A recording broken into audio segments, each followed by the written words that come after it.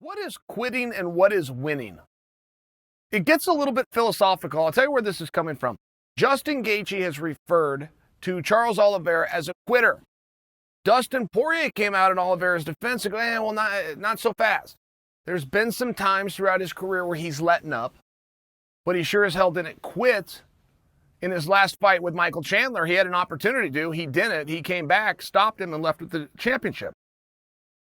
Poirier makes a very fair point. I feel as though the point Poirier is making is there's a big difference in quitting or having a bad night or having a bad moment.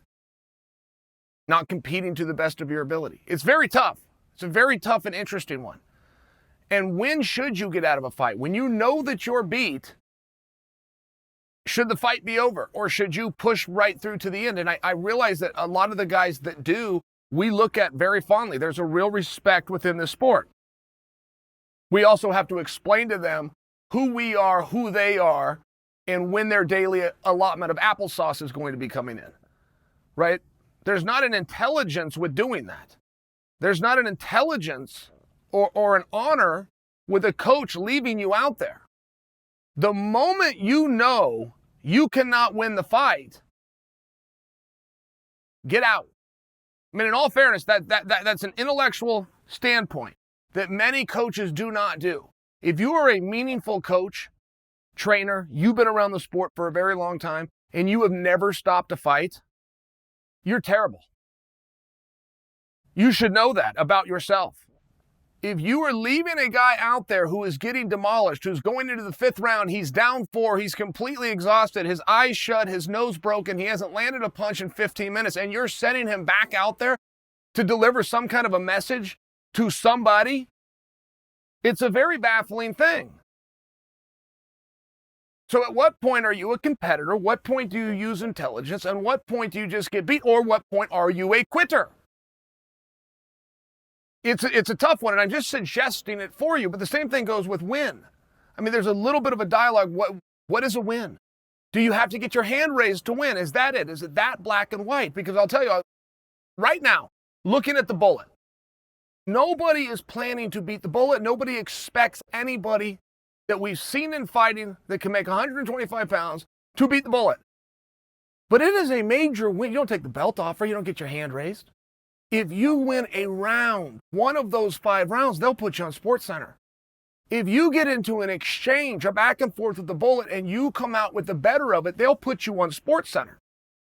Those are small victories. Those are small wins, but you have to start somewhere. If you can take her down against her will and put her in a precarious position, those are small wins. And I only bring that to your attention because sometimes as an athlete, right? You don't need to quit. You don't need to not try. You don't need to not go out there. You don't need to throw your hands up and say, well, to hell with it. But sometimes you got to back it down a little bit. Before you go out there and win all 5 rounds, or you win more of the fight after 5 rounds, 3 to get the favor of the judges, or you knock her out, or you cut her, or you're putting her in a trial shake and make her tap out. Before you do any of those things, you got to have a little win. Got to have a little battle. Got to beat her in this position. Got to out-hustle her here. Got to get to the punch before she does. Got to get to the underhook. Got to get to the wrist. Got to get her head down. Whatever it is that gives you the greatest opportunity to have success. Whatever those positions are, you got to find them. You got to identify them, and you got to find them, and you've got to get to them. And there's some athletes that are so overwhelming because a fight is a dance, after all. It's a dance in that only one person can lead at a time. And if you have an overwhelming fighter like, say, Khabib, who came out and he was on you nonstop, never let you go, never took his hands off you, never stopped bludgeoning you, never let you one time get to a position that you were comfortable in, he is now leading the dance. The very first thing you have to do with somebody like Khabib is you got to flip it so that now you're in control. How do you do that, right? Easy to say. I'm correct in saying, how do you do it? It's not just cut the ring off. It's not just keep your back off the fence. You got to go at him. The problem is when you're going at him, you got to get him to cover up. If he doesn't cover up and he keeps coming at you, then you have to cover up. And whoever's covering up is not leading the dance. So it's a game.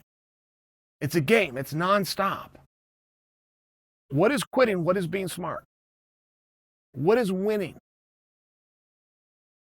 If you can't get what you came for, you got to go after the next best thing.